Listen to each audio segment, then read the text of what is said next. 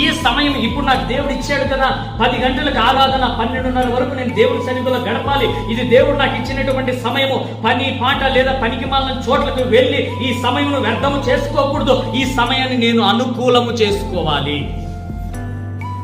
అర్థమవుతుందా మీకు? ఈ సమయం మరలా రాదు.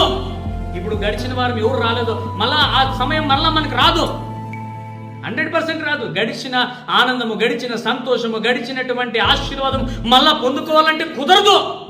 ఇది నీ చేతుల్లో ఉన్నది.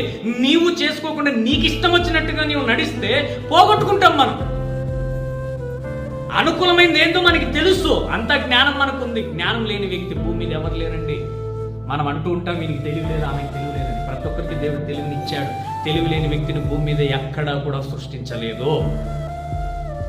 ఒక మెంటల్ గా ఉండేటువంటి వ్యక్తికి కూడా జ్ఞానం ఉంది.